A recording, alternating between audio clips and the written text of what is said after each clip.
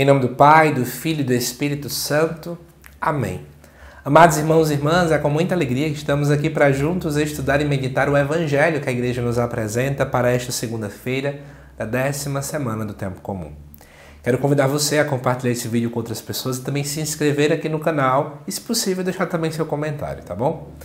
O texto desta segunda-feira é o famoso texto do Sermão da Montanha. Ele se encontra lá em Mateus capítulo 5, versículos de 1 a 12, que nos diz assim: Naquele tempo, vendo Jesus as multidões, subiu ao monte e sentou-se.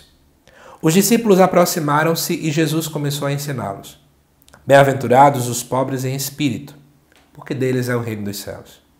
Bem-aventurados os aflitos, porque serão consolados. Bem-aventurados os mansos, porque possuirão a terra. Bem-aventurados os que têm fome e sede de justiça, porque serão saciados. Bem-aventurados os misericordiosos, porque alcançarão misericórdia. Bem-aventurados os puros de coração, porque verão a Deus. Bem-aventurados os que promovem a paz, porque serão chamados filhos de Deus. Bem-aventurados os que são perseguidos por causa da justiça, porque deles é o reino dos céus. Bem-aventurados sois vós, quando vos injuriarem e perseguirem, e mentindo, disserem todo tipo de mal contra vós por causa de mim. Alegrai-vos e exultai, porque será grande a vossa recompensa nos céus. Do mesmo modo, perseguiram os profetas que vieram antes de vós. Amados irmãos e irmãs, eu já gravei vários vídeos aqui no canal sobre esse evangelho, inclusive para você que quiser ver mais comentários sobre ele, basta você colocar aqui no YouTube, né? Mateus 5, versículo de 1 a 12, e colocar José Lucas Galdino, que vai aparecer um monte, tá bom? Porque tem várias coisas para comentar sobre esse texto. Hoje eu trago 3 pontos para ajudar a nossa reflexão, tá bom? A primeira coisa é uma questão mais de estudo mesmo.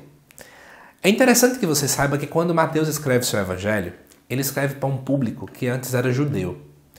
A gente percebe isso por vários motivos. Um deles, por exemplo, é perceber que em Mateus sempre se fala muito assim: para se cumprir o que foi dito, ou como se disseram nos profetas, e por aí vai.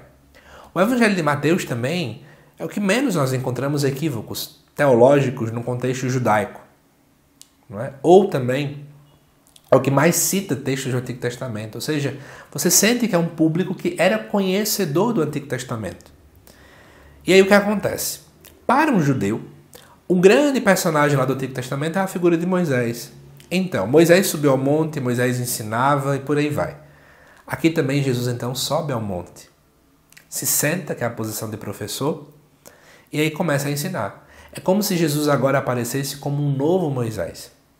Entenda, é claro, que o monte, mais do que um local geográfico, que consiga descobrir a sua latitude e longitude, ele é um local do encontro com Deus. E aí, já feito esse comentário, a gente poderia fazer quase um comparativo, né? Os 10 mandamentos estão para as bem-aventuranças. Jesus está para Moisés, assim como os 10 mandamentos estão para as bem-aventuranças. Mas como eu comentei para vocês, eu vou comentar 3 tópicos, né? Além desse estudo que a gente já fez. Primeira coisa é você entender que as bem-aventuranças é quase que um projeto revolucionário da parte de Jesus. Por que eu estou comentando essa expressão? Porque se você parar para refletir, o que é que a mídia nos traz? Ela nos diz que ser feliz é ter coisas. Se você começar a observar Instagram, campanhas publicitárias, né, anúncios que a gente percebe nas nossas redes sociais, ela sempre mostra uma pessoa que é feliz porque está comendo um bom hambúrguer, porque está fazendo uma bela viagem, porque tem uma nova mala, porque tem isso ou aquilo. A felicidade está nas coisas. Ou até também nas experiências, mas experiências que não são do cotidiano. São experiências que requerem dinheiro, né, que requerem essa dinâmica. Não se prega muito a felicidade a partir do momento presente, sem precisar de muita coisa. Quando nós olhamos para o texto de Mateus, que nós acabamos de ler, a palavra usada para bem-aventurança quer dizer que é feliz. Ou seja, Jesus começa a mostrar que a felicidade não está em tudo aquilo que o mundo prega. Jesus coloca aqueles que são derrotados para a sociedade. Os pobres, os humilhados, os perseguidos. Tudo isso é o contraposto daquilo que as mídias nos colocam. Por isso que Jesus traz quase que a ideia de que é feliz aquele que perde. Mas vamos explicar essa frase. É feliz aquele que perde mas aquele que na verdade deixa ser vencido pelo amor de Deus. É isso que mais importa. Mas vamos continuar. Segundo ponto que eu trago para vocês é uma frase do beato Pierre-Georges Fransat. Ele diz a seguinte expressão, ele fala um texto bem grande, né? Mas tem uma frase que ele diz que eu gosto muito, uma análise que ele faz. Ele diz que existe uma diferença entre viver e apenas estar indo vivendo. Estar indo viver ou estar indo vivendo é uma alusão de alguém que, na verdade, empurra a vida com a barriga. É a cara de alguém que não busca mais ser feliz, é alguém que não busca ter um propósito porque vive. Alguém que vive, pelo contrário, é alguém que sonha, que deseja ser feliz, que deseja ser alguém realizado.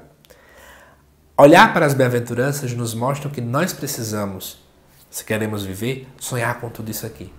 Eu preciso ter uma meta de vida e a minha maior meta tem que ser buscar ser feliz. Eu quero ser feliz, imagino que você também. E o Evangelho nos dá as receitas, os comprimidos, para que eu seja feliz. E para finalizar, eu quero trabalhar apenas uma bem-aventurança que é a mais clássica de Mateus, que é bem-aventurados os pobres em espírito.